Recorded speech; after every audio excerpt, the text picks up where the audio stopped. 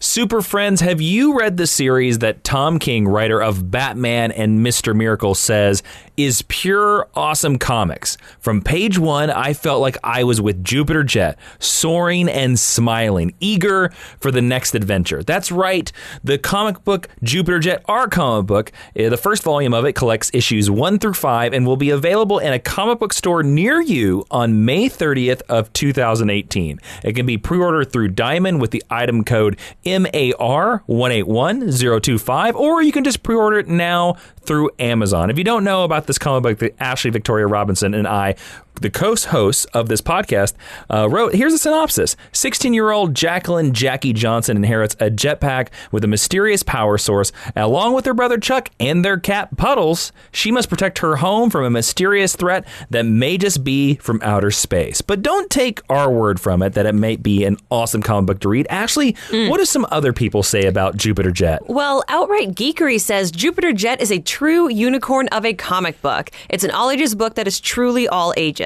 Whether it's a little kid picking up their first comic, a Disney or Warner Brothers animation fan, or someone who loves classic comic strips, all will find something to love here.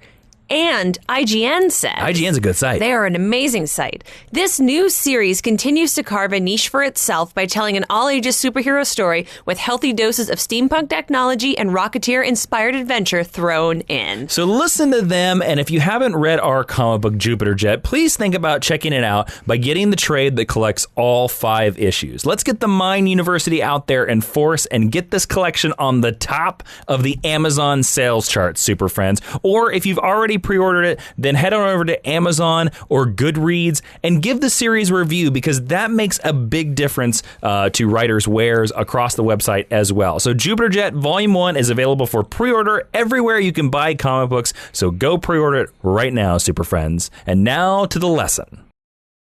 Death is with me every second of the day. So says the Mad Titan Thanos, whose geek history lesson is now in session.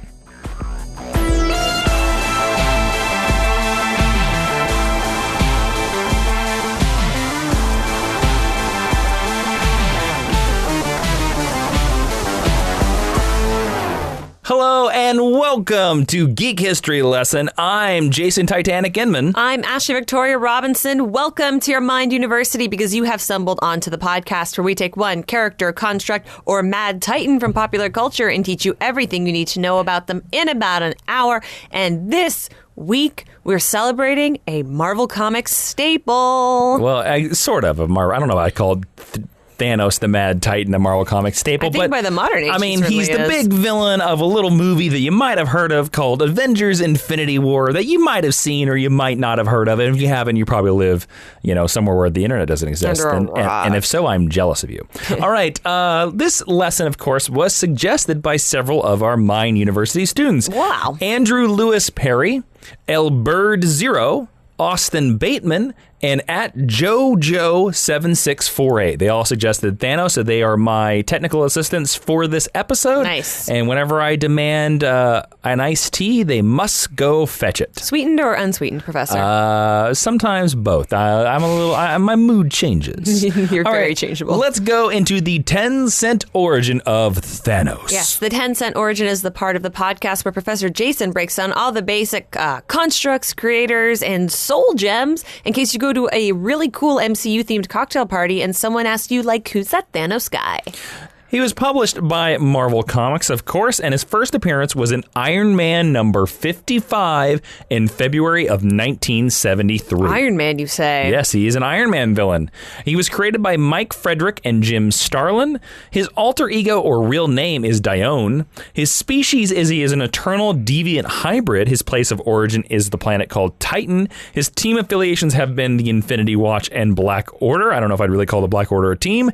And his notable aliases are the Mad Titan. His abilities are superhuman strength, superhuman speed, superhuman durability, superhuman longevity. He has energy manipulation, and he is slightly telepathic, meaning that his mind is invulnerable to most forms of psychic attack. All right, let's go into the next section of our podcast, the Meet Cute. The Meet Cute is the part of the podcast where we stole a term from romantic comedy writing, and we like to tell you where we first met a character and how cute it was. That's right, Ashley.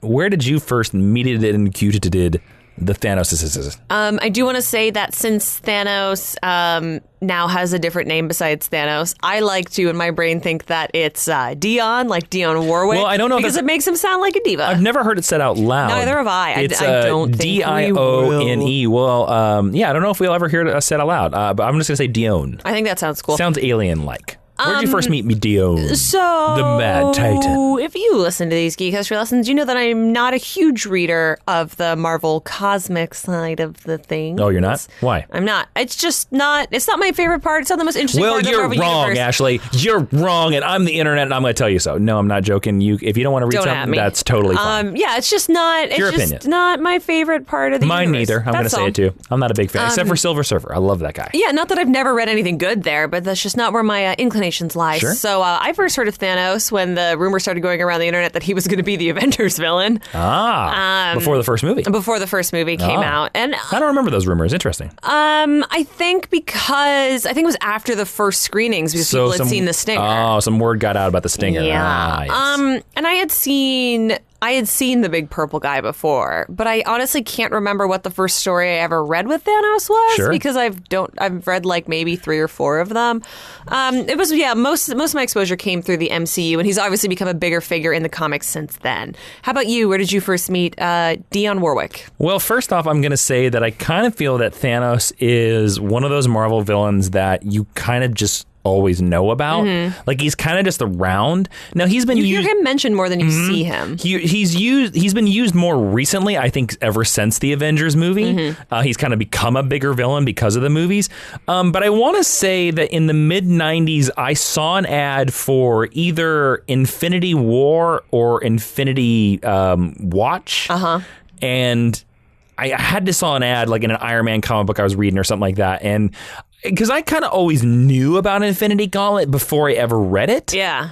You know, because I actually didn't read it until well into college, but I kind of always knew about that storyline, and I kind of knew that he took out half the universe, and I knew about the soul gems, because they were called soul gems back in the day. They were all soul gems? So, yeah, I don't know. It's kind of like Darth Vader. Like, I kind of always just knew he was around. Yeah. So I don't have any specific memories with Thanos. So there you go. There's our unspecific 10-cent origins. And now we will move into the History 101, the main meat of the lesson, where Professor Jason is going to unpack all of this purple California raisin-looking goodness. Born to the Eternals' mentor and Susan, Thanos was subject to the deviant gene at birth. As a result, Thanos became like that of a mutant of Titan. There's actually the 6th orbiting moon of Saturn, where he developed a purple hide-like skin along with strength and other physical abilities far surpassing that of other Titans. Now, what does deviant mean? A deviant is a Jack Kirby. Oh, well, I was going to explain it. I thought I was setting you up for the joke where you go, what does deviant mean, Jason? Oh, I know what deviant means. Jason, what does... you tell me then. I only know this because I recently had to do some research on this myself. A deviant is a Jack... Well, first of all, it's something that deviates from the norm, but it's a Jack Kirby cosmic concept, and I believe the deviants... I think they're to fight I can't remember if it's the Eternals or the Celestials, if you're really It's the Eternals. You're close. You're very close. But they're genetically designed to fight the... Let me give an exact here. You're very close. Very close. They are an offshoot of the evolutionary process that created sentient life on Earth, instigated by the alien Celestials. Now, Celestials, of course, are the big giants that you see in Guardians of the Galaxy. You also learn that Ego in the movie universe is a Celestial. That's not true in the comic books. We're just going to ignore that. Now, the Deviants were actually created as a delicacy to be consumed en masse by the Celestials at periodic intervals once they multiplied sufficiently in bread. And we're going to learn a little bit more about the Deviants a little bit later as we learn about their sort of cousins, the Eternals. They're like space shrimps. Yep. Now, this mutation in Thanos augmented the powers that he inherently possessed as a descendant of the Eternals. Growing to become the most powerful Titan, his skin developed in such a fashion to allow the Titan to not only absorb cosmic energy on an atomic level, but then to manipulate it as a kinetic force. Though he was never shunned by his family as a youth, Thanos was feared and shunned by his fellow Titan peers as a result of basically his purple skin. He looked weird. Yep. His brother Eros was groomed from childhood to eventually replace their father in the role of what constituted a leader among their people.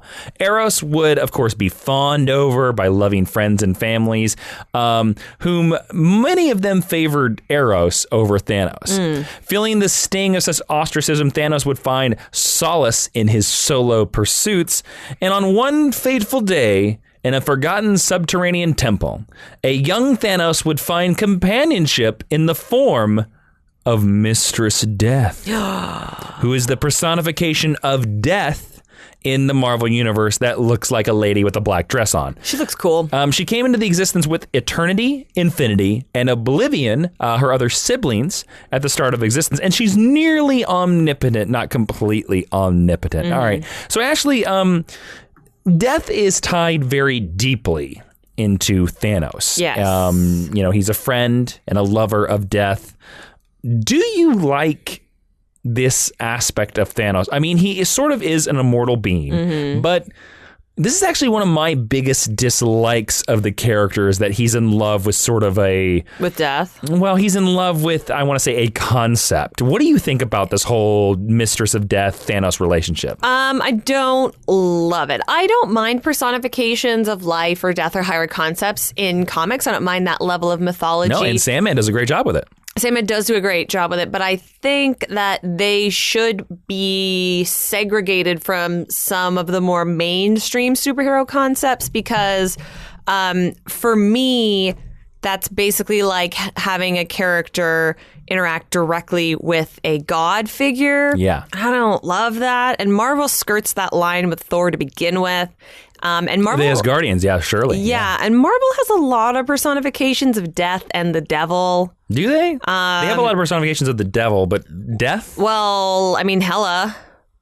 I guess, yeah, that's true. But who besides Hela? I don't, in that there's more than one, I guess. Okay. And I think, and they go back and forth on whether or not the Asgardians are actually gods or not. So to me, to have multiple god figures is like troubling. I don't love it, basically, is what it boils down to. But I think she has a great character design. Well, I don't like it because I think Thanos is a powerful enough character that you don't need this weird concept of death. Like, I think he should just be this super powerful fascist kind of guy in space. Well, maybe to spoiler a little bit about what you're going to talk about. Careful. I'm convinced that he only has this relationship with death so that he can be easily resurrected.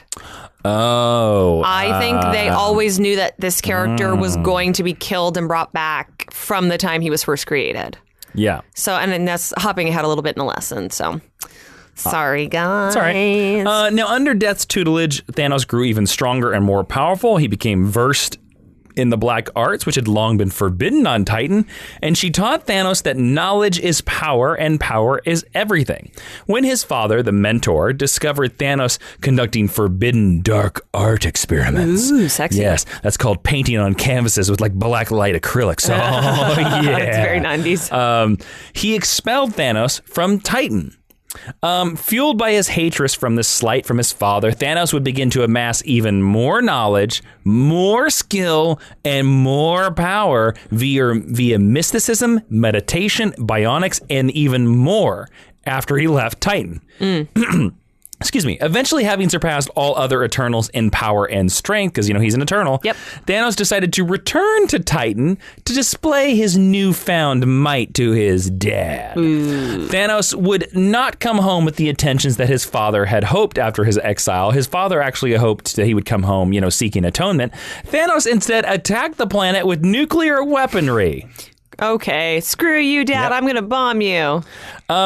Actually, Thanos had miscalculated Titan's defenses, which actually allowed some of the Eternals to escape the onslaught. However, only a handful of what once was thousands survived this invasion.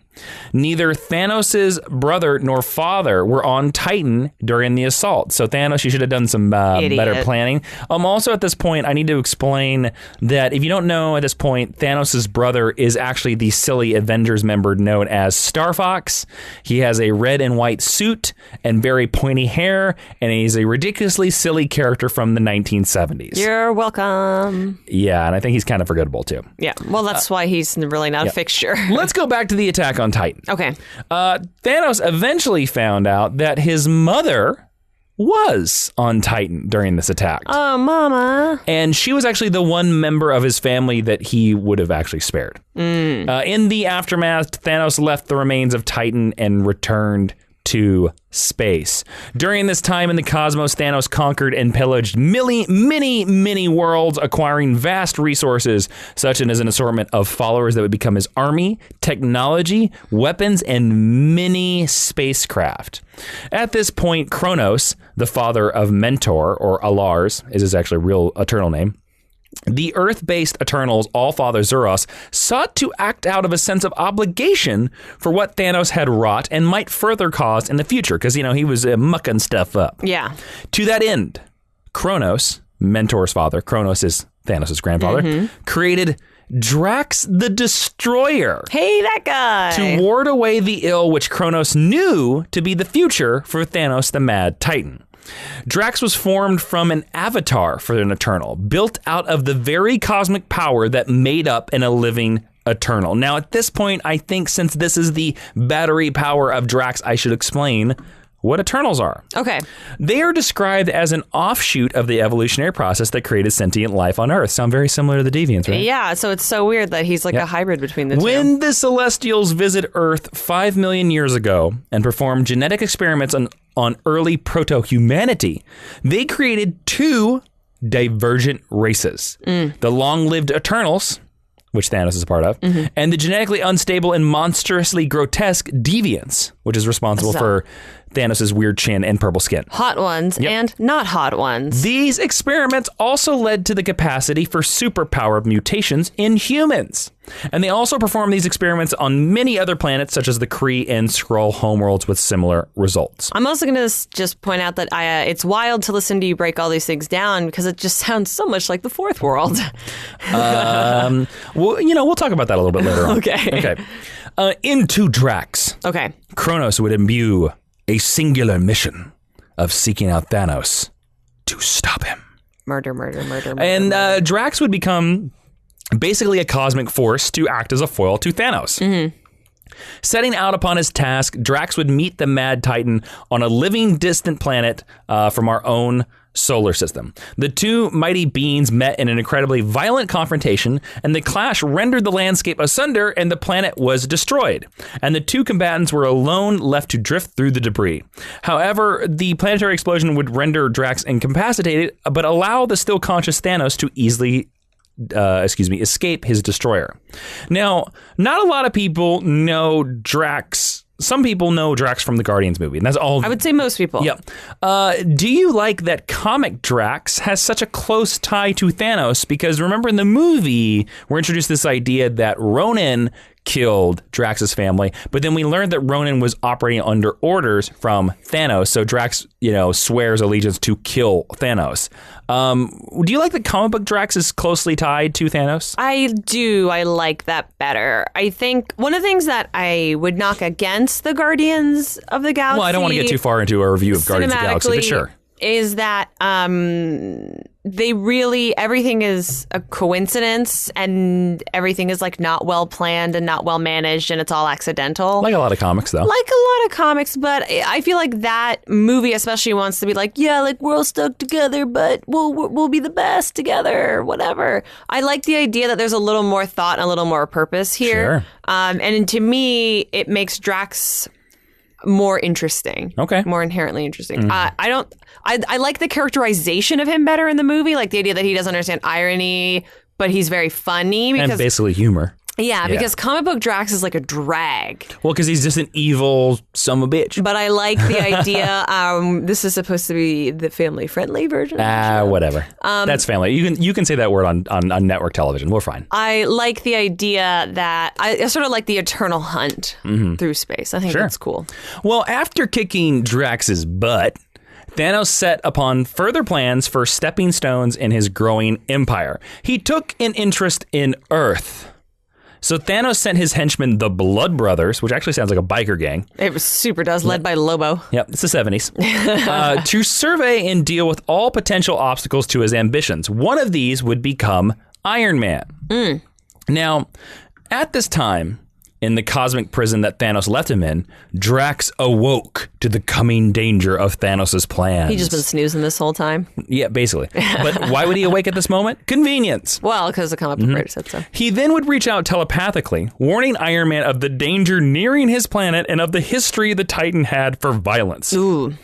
Yet, the message was too late, as the brothers apprehended Tony before receiving the distress call of Drax, which I'm going to just blame on Tony's alcoholism. Sure. Yeah. The brothers would return to... the brothers would return Tony to Thanos' staging grounds. And during this time, Tony drew upon an escape plan and ambushed the brothers in an unsuspecting moment. Nice. Though they were able to catch the brothers off guard, Thanos became aware of the scuffle and stepped in. And Thanos would crush the metal gloves around Tony's hands while he lay prone from a singular Titan blow. So Thanos punched him once and then crushed his gloves to stop his repulsor beams.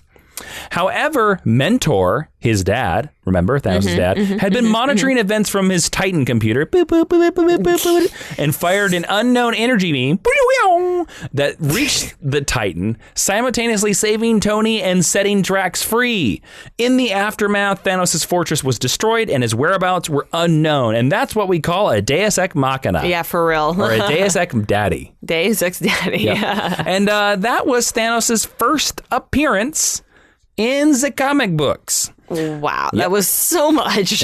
But if you like comics talk and you like us, then maybe you should head on over to patreon.com/Jawiin. That's Jawiin. You need to become a member of the Jawiin Patreon. Over there, you guys can get access to exclusive audio episodes like Myth Makers, our writing podcast with me, and Geek History Lesson Extra. This week's episode is about Thanos and the debate about whether he's just a copy of Darkseid. As little as $1 a month supports all of these podcasts and the YouTube videos, which is all free content to you, but costs us time and research. So if you've ever enjoyed our content, please think about becoming a member of patreon.com/Jawiin, and we want to send a big thank you out to everyone who is a patron over there already. You guys help us keep this content free to the internet, and we love you for it. Thank you, thank you, thank you. Soon, back to Thanos. Soon, Thanos meets Adam Warlock. Hey, that guy. I think I shall call him Adam. Who is that, Ashley? And do you like Adam Warlock as a character? Adam Warlock is described as a genetically perfect human being, despite there being incredible evidence against that fact. He's an important Marvel cosmic character. Let's just note that the perfect human being has gold skin. How is that? How is that perfect? Gold? Yeah, he's also blonde. No offense to our blonde listeners. I don't. Hashtag Ashley has a problem with our blonde listeners. I'm just not into blondes. That's just not my jam. He's fine. He's like a 6.5 out of 10. He's fine. He's an interesting character that I really feel Marvel really hasn't used well. I was going to say, I don't know if I've ever read a truly great Adam Warlock story. I haven't either. And this guy's had a solo series. Right. And to be fair, I've not read all the Adam Warlock stories by a long shot, but I've also never heard of any great ones. You know, like... I actually think the best one is his first appearance, where he's called The One, and he's in Fantastic Four. Yeah. He's not even named in that one. He's a Fantastic Four character. I also just think it's sort of weird to have like a, quote, genetically perfect man, but not a genetically perfect, like, woman. I think that's insulting. Well, would you call her Eve Warlock? Why not just call her Eve? Or Lilith. Like, I really don't care what Eve Witch? Call her whatever you want. Yeah, great. Call Eve her Witch? Yeah, great. Super. I get the biblical reference, but I don't care what you call her. Okay. But I'm like, really? You're going to do a man and not a woman? Yep. Okay, Adam Warlock's fine. Yeah. He's fine. So just to reiterate what Ashley was saying, Adam Warlock is an artificially created human being who was born in a cocoon in a scientific complex called the Beehive. And the goal of his creators, the Enclave, was to create and subsequently exploit the perfect human known as Adam Warlock.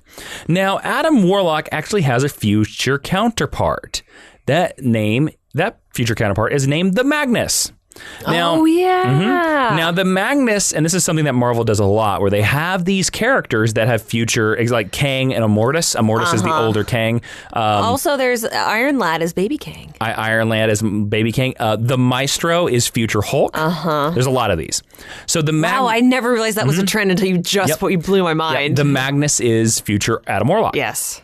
So the Magnus has come to our reality to ensure that Adam Warlock does eventually become who he's meant to be, the evil Adam Magnus, who, of course, is later revealed to be the champion of life, created in order to defeat the champion of death, who happens to be Thanos. Hey, imagine that. Yep. Death's boyfriend is her champion. Now, Thanos appears inside Magus's ship. Excuse me. I'm calling him Magnus, but that's Magneto. Absolutely, Magus is what I meant. Magus, like Magus, like a mage. Oh, maybe it is Magus. I'm saying it wrong. I'm such an idiot. No. It's Magus. They're both acceptable pronunciations. Magus. Okay. But it's the traditional Magus because it's derivative of mage. I'm sticking with Magus. Fine. Again, I've never heard this word said out loud. That's what happens with comic books, people. Yeah. The more you know. Okay. Put that on your bingo card for Jason Sings. There you go. All right, there you go. So Thanos appears inside Magus's ship while Adam Warlock and his consorts are trying to find a way to stop Magus to offer assistance. That sounds so sexy. It just sounds like a sexy word. Before Adam Warlock can ask about the true nature of why Thanos is helping him, they are swarmed by 25,000 Black Knights who Thanos, Adam Warlock, and Gamora together defeat. Now, Gamora is a friend of Adam Warlock, an ally of Adam Warlock, a girlfriend of Adam Warlock. Who is Gamora? She is Thanos' adopted / abducted / kidnapped and abused daughter who has green skin. And in the comics, she has yellow circles around her eyes, and she's a really kick-butt fighter. And you know her from the Guardians of the Galaxy movie. Let's see. Here's a fun fact for you. Do you know her full name? I did when I taught her Gamora Geek History lesson. Yep. No, I don't remember. Okay. Sorry. You guys can go back and listen to that episode. Ashley did a fantastic job. Her full name, just to take everybody back down the old road, Gamora Zen Huberi Ben Titan. That's right. Yep. Oh yeah, because you thought Huberi was very. You thought that was very funny when we did the episode. Gamora is, of course, yes, the adopted daughter of Thanos, and she's actually the last of her species. Yep. Thanos explains to Warlock why he is helping him, namely because he needs to use Adam's soul gem, the little thing that stands in the middle of his head, in the future. You know, like a vision. Yep. And he would much rather face Warlock and steal the soul gem from him than his godlike counterpart, Magus. Fair. Thanos eventually manipulates Adam Warlock into unleashing the power of his soul gem, thereby killing the whole army of Black Knights. Now, because of this, Thanos gets some soul gem powers into his skin. Because remember, he absorbs cosmic energy. And later, during a confrontation with the Avengers, Adam Warlock is helping the Avengers, and due to some magic-y type stuff and the energy of the soul gem being a part of Thanos, Thanos is turned into stone. Yeah. And he's locked as a statue, like permanently with his arms out. Now, Ashley, I'm going to ask you a question here. Yeah. I want an honest answer. Okay. How long do you think in real world time does Thanos spend encased in stone? In real world? Like in publishing time. In publishing time. Okay, good. Because in comic book time, who knows? It's probably like 3 days. Yeah. In publishing time, 3 years. 2.5 decades. I don't know anything about Thanos, guys. I'm so sorry. 2.5 decades. Hey, look, that's what you can do when death matters and there are stakes. Marvel 2-in-1 Annual number 2. That's wild. Is where it happens. Now, Thanos is returned to life by the Mistress Death herself because she claimed she sensed an unbalance in the universe. See, that's why she exists. And because of that, Thanos... Yes, this is Death number 1 that she resurrects him from. Yeah. Because of that, Thanos would decide to set out to destroy half of the existing universe. Because you know what you do when people kill you? You come back to life and punch them in their stupid faces. That's right. Quick on the heels of Thanos' rebirth, Mentor, his daddy, and Kronos, his granddaddy, revive Drax the Destroyer to track and destroy him. Has he been dead this whole time, or has he been like sleeping? I have no idea. That's okay. It's not a Drax lesson. Doesn't matter. Yeah, I did not research Drax the Destroyer and what he was doing during these 2 years. Sorry, my mistake. So, yes, ask us when if we ever do the Drax the Destroyer lesson. I doubt we ever do it. After his resurrection in Death's realm, Thanos gazed into the Infinity Well and discovered the true power of the Soul Gems, which he now dubbed the Infinity Gems. Hey, that's convenient. Yep, for the very first time.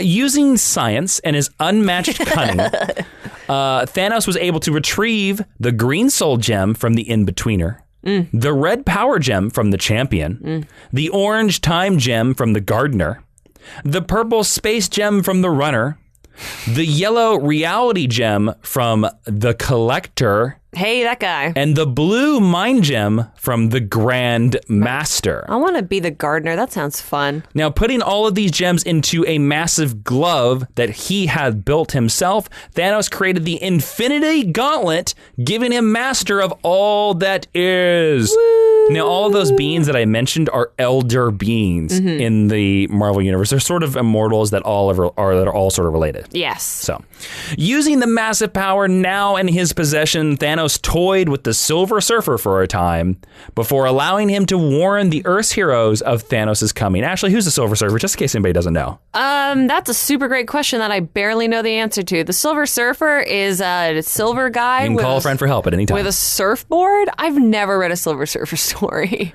Norrin Rad. I knew he had a freaking name.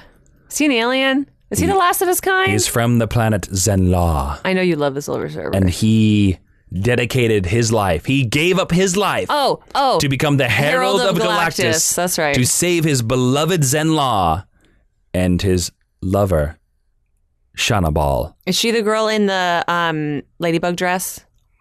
No.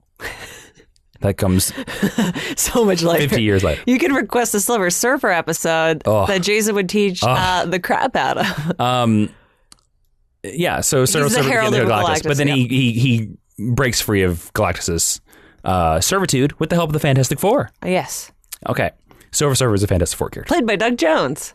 And Lawrence Fishburne. There you go. All right. Nailed it. So he toys the Silver Surfer. Okay. In order to appease death, Thanos used the Infinity Gauntlet to remove half of the population of the universe from existence. That's quick. Which caused dire consequences in his actions. No kidding. Yeah. As the heroes assembled, Adam Warlock's soul escaped from the Soul Gem along with Gamora and Pip the Troll and possessed the bodies of 3 humans who recently died. Now, we talked about that a bit in the Gamora episode, so if you want more of that we're gonna stick with Thanos here. Cool. These collected heroes battled Thanos, who was they were aided by the cosmic entities Love, Hate, the Stranger, Epoch, Chaos, Order, and Galactus.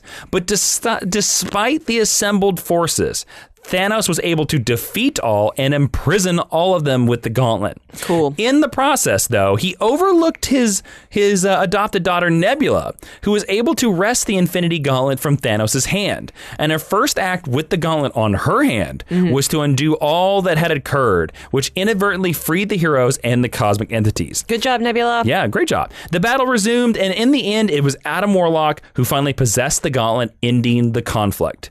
Now, there's also Infinity War and Infinity Crusade, which in my opinion are less good stories about Thanos sort of teaming up with Warlock to stop other threats. So let's just move on. That's fair. Infinity Gauntlet's the one that matters, and Infinity War is just the story they took the title from. Yeah, it's kind of like Secret Wars. The first one is good and important, and then there's more with the same title. So let's move ahead. Okay.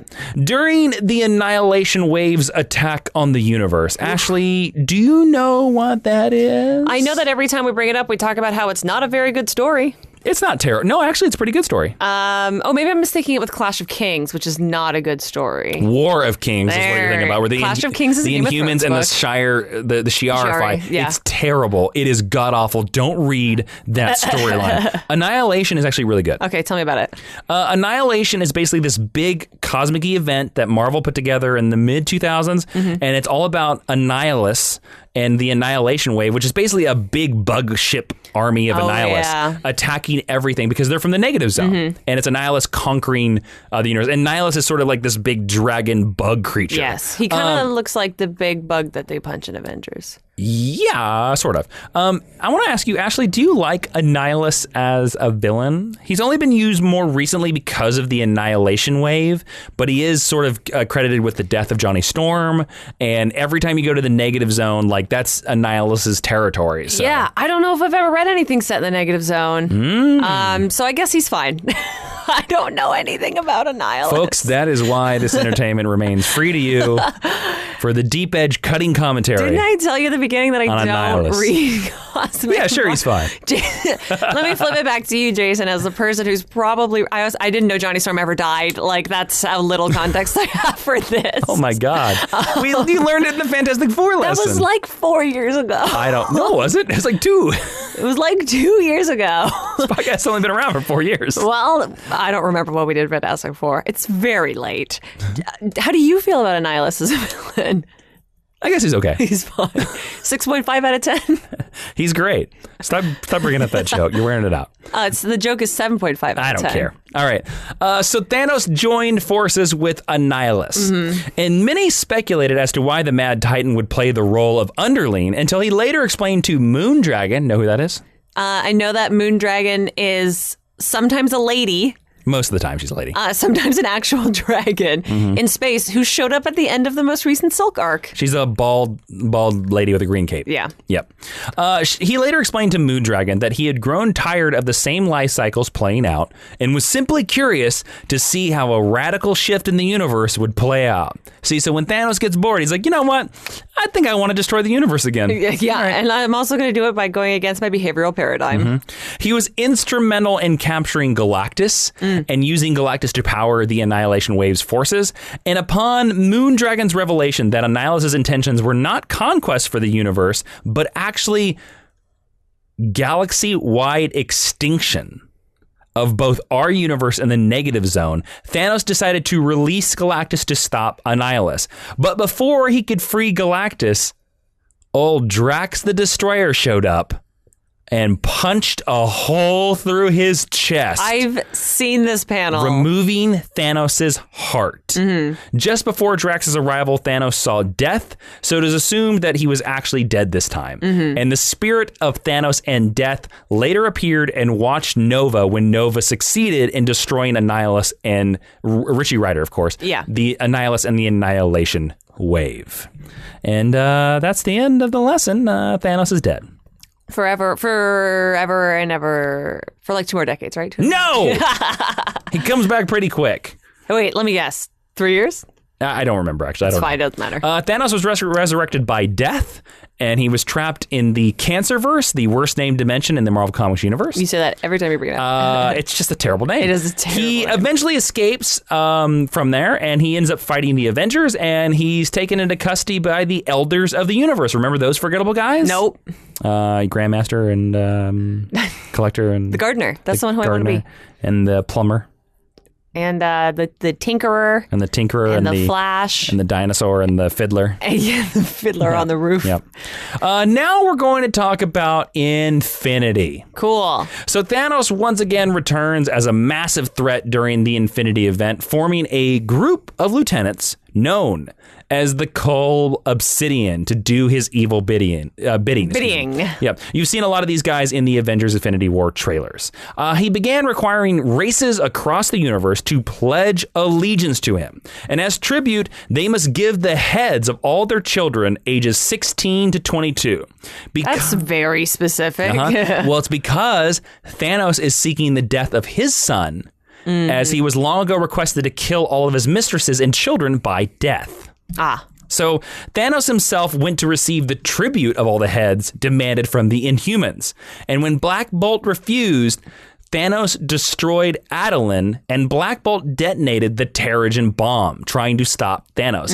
This exposed all the people of Earth to the Terrigen mists. Most importantly, Kamala Khan. And most importantly, led to the creation of Kamala Khan, and led to the clouds of Terrigen mist that would just roll around the world. Conveniently. For 5 years. Yes. Thanos defeated Black Bolt and set his plans to destroying the Earth with the help of the Illuminati's world-destroying bombs that they had designed to stop the universal incursions. Now, at this time, of course, the Illuminati are Iron Man, Reed Richards, Namor, Henry McCoy.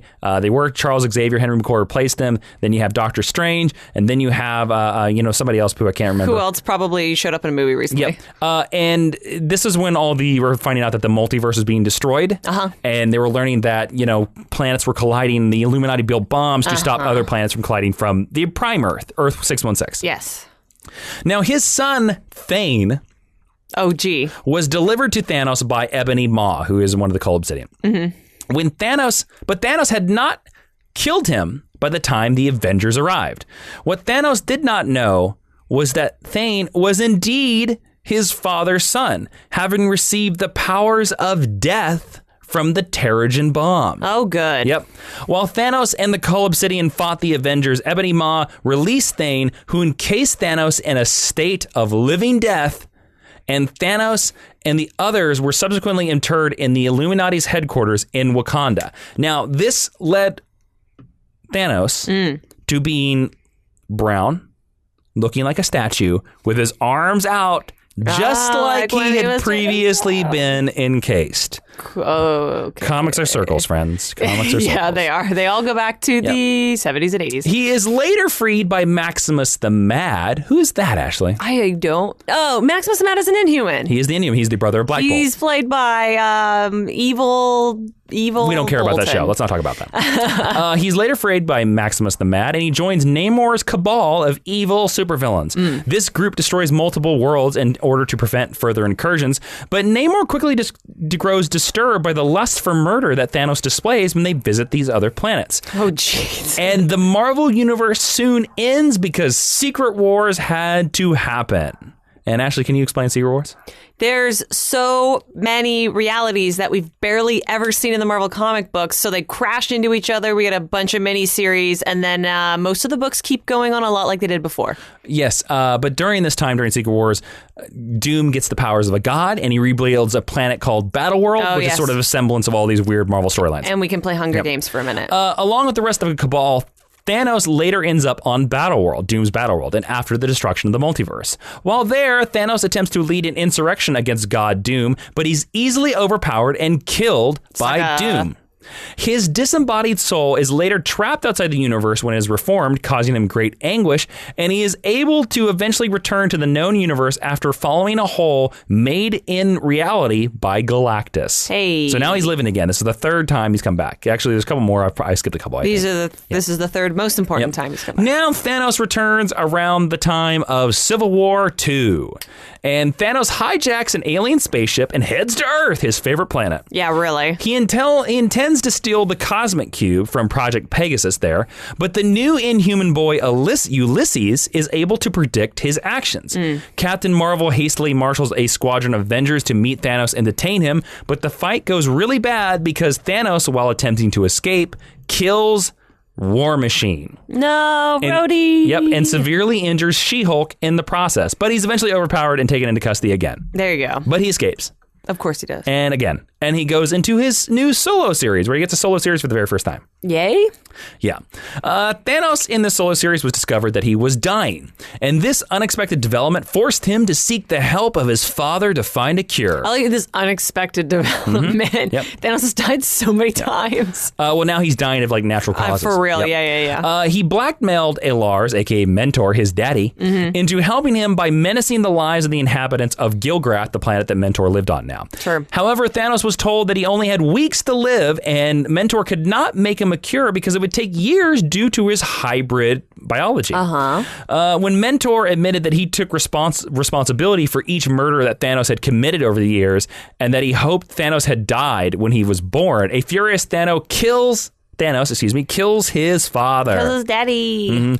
Thanos eventually finds out that Mistress Death is who made him sick, and she makes him fight his son Thane to prove himself worthy again. But by the end of the story, Thanos is like, I don't want you anymore. Because Death is like, I did this for you. I poisoned you. I put you against Thane because I wanted to make you worthy, Thanos. Yes. And Thanos is like, I'm not into that. It's actually an interesting flip of the script because there is an earlier series where Thanos is like, oh, by the way, Infinity Gauntlet, I murdered half the universe for you, Death. So now Death is like, I did this all for you. Yep. And in the most recent storyline, there's Thanos conquers the Chitauri, which might be an alien race that sounds familiar to you. Why would that be, Ashley? Because the Chitauri is the only alien race that the MCU had the rights to use at the time, so they're the people who they fight in the first Avengers movie. Yep, exactly. And that's where we'll leave it because I don't want to leave too many spoilers for the series of Thanos. There you go. Yes. Holy jeez. Let's move into the recommended reading. Where Professor Jason's going to recommend a bunch of stuff that you can pick up and read if you were especially inspired by his lesson on Thanos. You can find these and all of our past recommended reading at geekhistorylesson.com/recommended reading. We have cool little pictures there. You click on them, you get yourself some reading, and you help the Mind University continue to stock our library. The very first book that I recommend to read if you're interested in Thanos is Infinity Gauntlet. I think there is no better Thanos storyline. It's the best Thanos storyline, and they made a movie about it, so just go with it. Nice. The second storyline is Infinity, because Thanos' interactions with the Inhumans and the reveal that he has a son named Thane is very interesting, and I kind of like Infinity because it is the first time that Thanos got a group of thugs that were actually interesting. The Black Order are interesting and actually scary. Yeah, they look cool, too. Yeah. And then the last pick I would make is Thanos Volume 1. It's written by Jeff Lemire and drawn by Mike Deodato, and that was the storyline where I told you that Thanos finds out he's dying, and he finally kills his daddy. There you go. So you should read it just for the patricide. Oh, my God. So there you go. Great. And then let's move into discussion. So to continue our discussions about Thanos, I really quickly actually want to ask you one question. Yes. So the Marvel Cinematic Universe, it's been around for a while. Yeah. And at the time of this recording, we have not seen Avengers Infinity War. Correct. So we won't be talking about that movie. Correct. I want to ask you, was Thanos the best villain for the Marvel Cinematic Universe to build up to? And I want you to ignore issues of rights. Right. If the Marvel movies could have built to any villain, is Thanos the best choice? What do you? Let's talk about this. Soft answer, no. Hard answer, maybe. Okay, let's go through hard answer. Why maybe? Thanos would have been a great villain for the MCU to build towards if we had fought him in Avengers 2? Or Avengers 2. Okay. I understand in the first Avengers movie, you have the struggle of trying to convince us that Hawkeye, played by Jeremy Renner, is cool, trying to convince us that Scarlett Johansson can deliver more than one line in a Marvel movie, and trying to convince us that this team actually functions, which they really only do for one movie. So there's a lot on your plate to begin with. So I don't mind the villain of the first Avengers movie. I actually think Loki's a good choice for that first movie. Being Loki and then basically being a faceless alien race that is revealed to be Thanos and the Stinger at the end. Yeah. I really think Age of Ultron should have been a Thanos story. Okay. I like Ultron a lot. I just don't think it paced out very well based on what we'd seen before. I think we'd seen Thanos. We had been opened up to some more cosmic-y stuff, and I think that was the perfect time to build to that because earnestly, I think by now we should be doing someone like Galactus. Ignoring rights. Okay, so ignoring rights, Galactus would have been your choice. Would have been, would have been my choice. I agree. Yeah, I agree that I think if you could have used... I think Galactus is cooler too. Well, I kind of think that everybody knows Galactus, even if you don't... More than Thanos. More than Thanos. Like, because I still remember seeing Avengers 1 and people being like, who's that? Mm-hmm. You know, because they don't say his name. No. They do not say his name. You do not actually hear Thanos' name on screen until Guardians of the Galaxy. I mean, I remember when the Cosmic Cube was first introduced and people didn't know what it was. Yeah. You know? So I agree with you. And I also do agree with your point of Yeah, I kind of wish we'd used Thanos a little bit earlier too. I mean, because for me, by he's this kind of point, forgotten in Phase 3. Right. So for me, by this point, I'm over Thanos. I don't care anymore. Well, let's not. We don't know. Avengers Infinity War might completely convince you. And I absolutely hope it does. But I think when you look at the arc, the overall picture, the meta narrative, I think by this point, it's been I think we spent too much time with him for very little payoff. I feel like the superhero Civil War would be something that would come after Thanos. Yes. Not before Thanos. But, that's another thing. I didn't want the discussion to be about the moral. But Thanos, I agree with you. Galactus would have been the much, much better villain. All right. Let's get into the teaching tweet. Where in 140 characters or less, because we're old school, Professor Jason is going to lay out everything that he just taught you about Thanos. And you can find this over at GHL Podcast. Thanos. He loves death. He killed his mom and his dad. But his biggest obsession is jewelry. Hashtag mad about the baubles. That's really funny. That's what I thought too. All right, and speaking about being mad about the baubles, we're also mad about the students. Let's move into the last section of this podcast, the honor roll. Yes, the GHL honor roll is where we welcome a bunch of beautiful people into the teacher's lounge to eat our bagels and drink our mediocre coffee because they went over to iTunes, gave us 5 stars, and wrote whatever they wanted. And if you do that, if you join the honor roll, we'll read whatever you write. And real quick before we get to this, I just want to mention that we've been doing a thing lately called hashtag stick around, where we have like a last little bit towards the end of the podcast, and not just to have you, actually listen to a bit of a business. Because I could see like people clicking away right now. And I'm just telling you, we have another piece of discussion always at the end of the episode, and you've been missing out. You need to go back to previous lessons and listen, because hashtag stick around only happens in the last minute. I definitely recommend my favorite one we've done so far, Silver Age Superman. Oh, dear Lord. Okay. So, yes, the honor roll, you leave a 5-star review on iTunes, you get added to the honor roll, and plus it helps the podcast in the iTunes algorithm. Got a bunch more this week. Orphan123 says, as a huge fan of superheroes, the podcast has greatly helped my superhero knowledge of many characters I would not otherwise have known about in depth. Jason and Ashley are a great dynamic duo that delivers an entertaining and educational experience. Well, thank you, and welcome so much to the honor roll, Orphan123. Next comes from Chocolate-Covered Llamas. Tangled in the web of comic book continuity? Found yourself in a mirror universe where the character who just walked on screen or in panel is completely unfamiliar with or without the strange beard? Can't find the droids you're looking for? Fear not. Here is a podcast where you can get a quick but thorough introduction to many of the most relevant characters you are going to encounter. That's pretty good. I love that. I think that's pretty good. Very funny. Chocolate Covered Llamas, thank you. Welcome to the honor roll. And Beardman Comics joins the honor roll with, this is without a doubt my favorite podcast. Ashley and Jason never fail to educate and entertain. Their hard work and research is always thorough and makes for the best plus or minus hour of my week. I have learned so much, and this podcast has broadened my comic collection by exposing me to new characters and storylines. Hashtag Mind University for life. Beardman Comics, nice human being on Twitter as well. Thank you so much. Yes. Thank you. Beardman Comics, thank you so much. Welcome to the honor roll. You get the chocolate pudding in the corner. Chocolate Covered Llama. There are highlights magazines over by the couch. And Orphan123, I left a yo-yo in the sink. It is now yours. Why in the sink? Why not?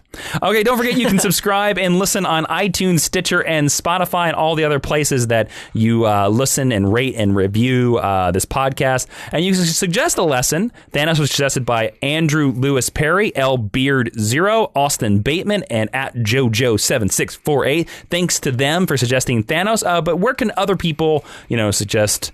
Well, we already Drax. I guess Drax. Yeah, the lesson we'll never do. You can request that on Warlock or Drax or Nebula. You know what I'd love to do besides Silver Surfer, which I would love to talk Annihilus? about the Ballad of. No, I don't know if I'll ever do it. Galactus. There you go. Galactus would be such an amazing podcast. Please just request that Jason do more Fantastic Four characters. Oh man, that's what this boils I'm down telling you, to. if I ever do Silver Surfer, I'll write a song. Because he's a very surfer character and he has like that tie to like the kind of hippie nation. I'd be like, the Ballad of Nornrad. I'm gonna throw this out there in the universe. I bet we could get Dan Slott for Silver Surfer. He rides a surfboard and he's super bad. No, you gotta do like a Beach Boys song. Oh, you think so? I was going. He's a surfer. I was going Donovan. Oh, that's Donovan's fine. Yeah. There you go. So Donovan. Don't forget to follow us on Twitter at Jawiin, Jawiin for me, at Ashley V. Robinson for Ashley, and at GHL Podcast for the podcast. You can find our teaching tweet there. All right, now we're to stick around. Hashtag stick around. Go to Twitter. Use that hashtag stick around. Yeah. Ashley. Josh Brolin. Yeah. He's Cable. I like Josh Brolin. I do. I think he's an excellent actor. I think he's a very handsome older gentleman. I can't speak to the handsome factor. I don't think he's very good looking. No, you don't. He's great in Sicario, and he's great in Men in Black 3. He's a treasure in Men in Black 3. He's one of the best things about that movie. So is Michael Stuhlbarg. Oh, yeah. Michael Stuhlbarg's a treasure. Josh Brolin. Yeah. Good casting choice for Thanos. What do you think about that? I don't know if I can accurately speak to it, having not seen Infinity War. But we've seen Josh Brolin as Thanos in 2 movies already. Right, for like maybe 5 whole minutes. Sure. I'm not enthused about it. Okay. I'll say that. Part of that, too, is they took his helmet off and he looks like Homer Simpson. Well, I'm not talking about that. We're talking about the casting choice. I know. But I'm not enthused by it. I hope it's great. Okay. I mean, is he there would any... not have been my choice for Thanos. Me neither. I think he'll do fine. He'll do fine. If you were going to mocap and you were never going to paint the guy, I don't understand. They never would. No, but I don't understand why the casting really been. I don't understand why they didn't just keep Damon Poitier, I believe is his name. Oh, the guy who played Thanos in the first movie? Who I actually... Because it doesn't really matter if Thanos is somebody. It really doesn't. Who I actually... And you have enough Avengers in that damn movie. But I actually think he looked better. Oh, yeah. In the first Avengers movie than he looks now. Now, that's a number of things. That's Sure. me being nitpicky. The voice, for me, I would have rather had a great, like a Michael Ironside or... You're just going dark side. Well, or Keith David or... You know what my choice would be? No. Tell me. Well, my choice is somebody who has voiced Darkseid in one of the anime movies. He voiced Darkseid in Superman, Batman, Apocalypse.